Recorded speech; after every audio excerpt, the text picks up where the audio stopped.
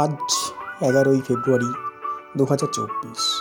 দিনটি আমার কাছে সত্যিই খুব আনন্দের ছিল, কারণ আজ আমাদের নবদ্বীপ বিদ্যাসাগর কলেজের বাংলা বিভাগের প্রাক্তনীরা সবাই মিলে একটি বনভোজনের আয়োজন করা হয়েছে। সেখানে যাওয়ার জন্য আমরা বেরিয়ে গেছি। প্রথমেই আমরা টোটো করে বড়ালঘাটে এসে নৌকা পার করে আবার টোটো ধরে আমরা নিজেদের গন্তব্যস্থল অর্থাৎ পিকনিক স্পটে যাওয়ার জন্য রওনা দিলাম। তার মধ্যে থেকে সুন্দর সুন্দর প্রাকৃতিক দৃশ্য এবং সুন্দর দৃশ্য উপভোগ করতে করতে আমরা এগিয়ে চললাম আমাদের পিকনিক স্পটের দিকে। এবং এই বিষয়গুলো দেখতে খুবই ভালো লাগছিল, যা দেখে সত্যিই মনোমুগ্ধকর পরিবেশ। এত সুন্দর পরিবেশ দেখে কান্নাই ভালো লাগে, তাই মুঠোফোন বের করে বন্দি করে নিলাম। এখানে আমরা সবাই মিলে হৈহুল্লোড় করতে করতে যাচ্ছি। আমরা এরই ফাঁকে ইতিমধ্যেই বনভোজন স্থলে এসে উপস্থিত হয়ে পড়লাম এবং প্রত্যেকে যে যার কাজে হাত লাগিয়ে ফেলল। আমিও একটু পরে কাজ করলাম। প্রত্যেকে দেখতেই পাচ্ছেন, প্রত্যেকে কত সুন্দর করে সকালে খাওয়া দাওয়া, ব্রেকফাস্ট থেকে শুরু করে লাঞ্চের জন্য রান্না বান্না, কাটা কুটি, সবাই যে যার মতো কাজ করতে ব্যস্ত। রান্না বান্না শুরু হয়ে গেছে। প্রত্যেকেই পাঁচ তরকারি রান্না করার জন্য, প্রত্যেকেই পাঁচ তরকারি আমরা আনন্দ সহকারে রান্না করেছি। আমরা প্রত্যেকে পাঁচজনের হাতে রান্না ঠাকুর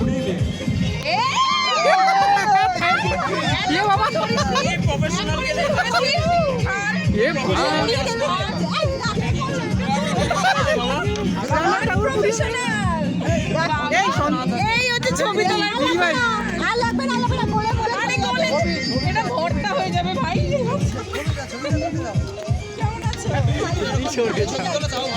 এরপরে আমাদের শ্রদ্ধেয় ম্যাম কিছু কথা বলছিলেন আমাদের উদ্দেশ্যে। যুক্ত হয়ে গেছে আমাদের মহাদেবদার মা, মাসিমা আমাদের অংশীভূত, আমার মাও অংশীভূত। কারণ আমাদের বড় হওয়ার পেছনে এই মানুষগুলোর ভূমিকা অবশ্যম্ভাবী। তাদেরকে বাদ দিয়ে আমরা যেখানে পৌঁছতেই পারি না। আচ্ছা, এবারে শুধু আমরা আমাদের বিভাগের নয়, আমরা এই বর্ধিত পরিবারে পেয়েছি আমাদের জামাই নয়নকে, সদ্য জামাই পেয়েছি, ওদের বর্ষার পাশে বাংলা ছিল। আর শুধু এখানেই স্থায়ী নয়, আমরা দুজন বিজ্ঞান বিভাগ থেকে পেয়েছি। তারপরে সেই আকর্ষণীয় এবং ঐতিহাসিক মুহূর্ত ম্যাম আমাদের উৎসাহিত করার জন্য ম্যাম নিজে তামিল আলীন সঙ্গে আমাদের উৎসাহিত করলেন। এই সেই মুহূর্ত।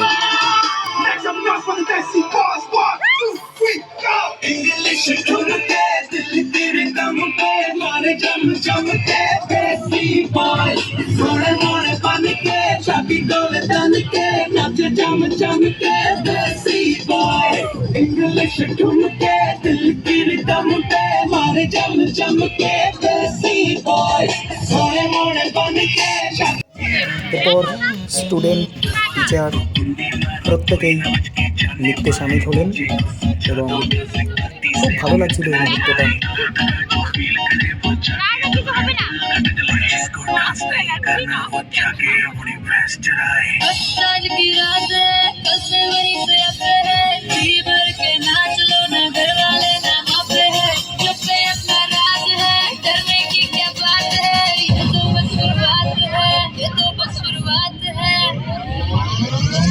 अभी तो पार्टी शुरू हुई है।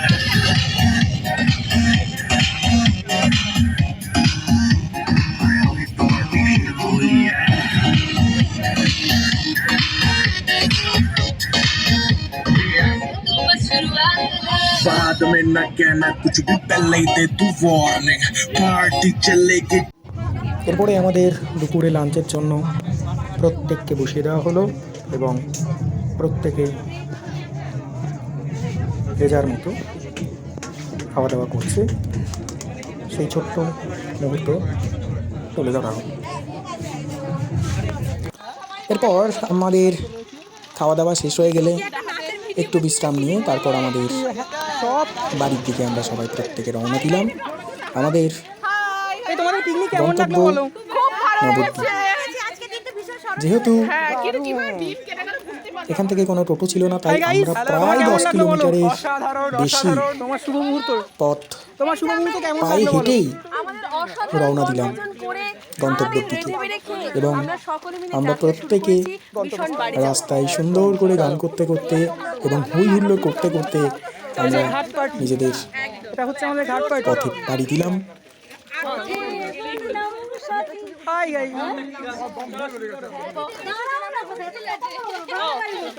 গান গাও গান গাও। পথে এবার নামো সাথী, পথে হবে পথ চেনা, হবে চেনা, হবে চেনা। পথে এবার নামো সাথী, পথে হবে পথ চেনা। লিরিক্সটা ভুলে গেছি।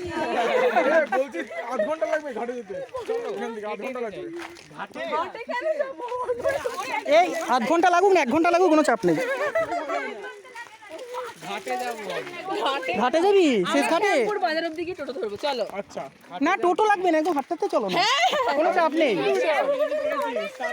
হ্যাঁ আমি পেয়ে যাবো, চাপ নেই, কোনো চাপ নেই, একদম হাঁটতে হাঁটতে পুরো মিশন শেষ করবো। পারিবো না এই কথাটি বলিও না আর, একবার না পারিলে দেখো শতবার, 5 জনে পারে যাহা তুমিও পারিবে না, পারো কি না পারো তারা করো যতন বিচার, একবার না পারিলে দেখো শতবার।